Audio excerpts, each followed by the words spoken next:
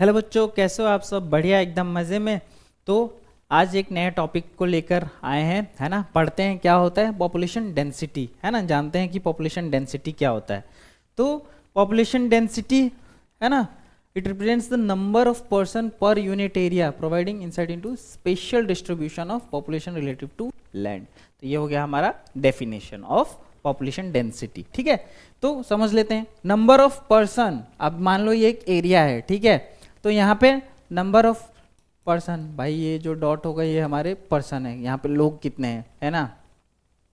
और ये जो है इसी प्रकार से और भी एरियाज में लोग हैं। यहाँ एक एरिया हो गया, यहाँ हो गया, यहाँ हो गया, यहाँ हो गया, ठीक है। तो ये सारे हमें क्या बताएगा कि वहाँ पे लोग कितने हैं, घनत्व क्या है उस आबादी की, है ना, डेंसिटी।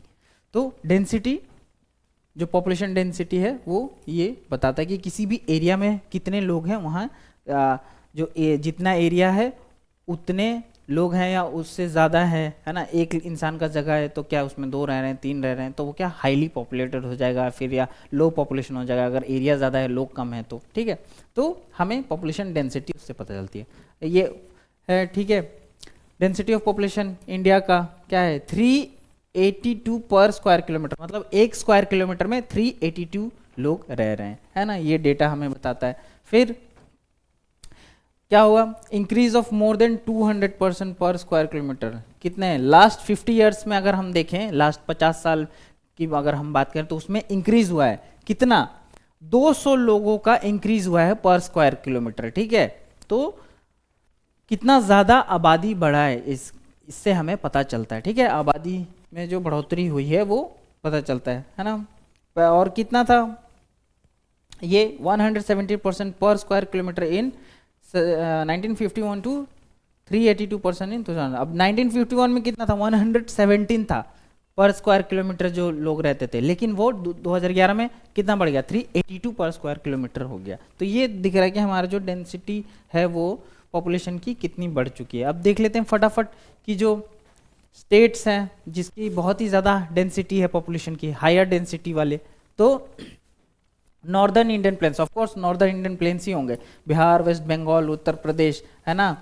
और पेनिनसुलर जो इंडियन स्टेट है जिसमें कि केरला हो गया, तमिलनाडु हो गया, तो इनमें ज़्यादा पॉपुलेशन है। वहाँ पे जो डेंसिटी है वो लोगों की वो बहुत ही ज़्यादा है।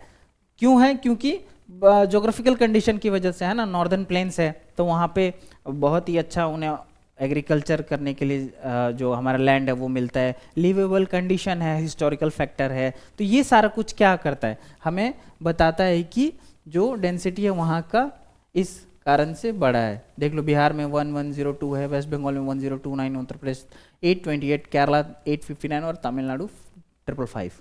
ठीक है, और मॉडरेट डेंसिटी वाले कौन से हो गए, है ना, जिसमें थोड़े कम है, आसाम हो गया, गुजरात हो गया, आंध्र प्रदेश, हरियाणा, झारखंड और उड़ीसा। ये जो है हमारे मॉडरेट डेंसिटी वाले हैं, मतलब कि ये जो हाईएस्ट है इनसे थोड़े कम, बहुत कम भी नहीं लेकिन कम। और लोएस्ट डेंसिटी वाले कौन से होंगे, आपके हिल स्टेट्स आ जाएंगे, हिमालय रीजन में आ गया आपका जम्मू एंड कश्मीर हो गया, लद्दाख हो गया, है ना, पंजाब, हरियाणा, हिमाचल प्रदेश, ये सारा कुछ जो आपका उसमें आ जाता है। फिर नॉर्थ ईस्टर्न स्टेट्स, है ना, एक्सक्लूडिंग असम, असम क्योंकि असम कहीं ना कहीं थोड़ा बहुत पहाड़ों के बीच में प्लेन्स में पड़ता है तो वहाँ थोड़ी डेंसिटी ज़्यादा है। बट अपार्ट फ्रॉम असम जो अदर हमारे स्टेट्स हैं, मिजोरम, नागालैंड, है ना, मेघालय, अरुणाचल प्रदेश, त्रिपुरा, ये सारे में क्या है, जो हमारी डेंसिटी है पॉपुलेशन की वो लो पाई जाती है। ठीक है, रिलेटिवली लो डेंसिटीज, समझ गए।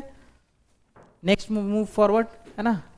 फिजियोलॉजिकल डेंसिटी कैसे निकाली जाती है ना, total population upon net cultivable area, है ना। तो ये फॉर्मूला लगा के जो है हमारा फिजियोलॉजिकल डेंसिटी निकल जाता है। Agricultural density, total agricultural population को डिवाइड कर देते हैं नेट कल्टीवेबल एरिया से, और agricultural population includes cultivators and agriculture labourers and their family members. तो ये जो है हमारा बताता है कि कैसे जो एग्रीकल्चर पॉपुलेशन है वो क्या क्या इंक्लूड करता है, कल्टीवेटर्स हो गया और एग्रीकल्चर लेबरर्स हो गया जो लेबर, और उनके फैमिली को। तो इसीलिए ये बहुत ही ज़्यादा इम्पॉर्टेंट है हमारे एग्रीकल्चर पॉपुलेशन को देखने के लिए, और ये फार्मूलाज लगा के हम निकालते हैं उसे, वहाँ की डेंसिटी की, वहाँ पे कितने लोग रह रहे हैं। ठीक है, तो इसी के साथ वीडियो हमारा एंड होता है। और इसी प्रकार से बने रहिए हमारे चैनल के साथ, लाइक कीजिए, शेयर कीजिए, सब्सक्राइब कीजिए और अपने तैयारी को मजबूत कीजिए अपने आने वाले बोर्ड के एग्ज़ाम के लिए,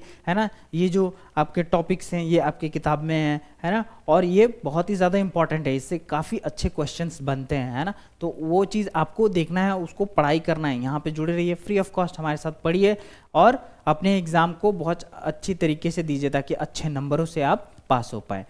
ठीक है स्टूडेंट्स, थैंक यू।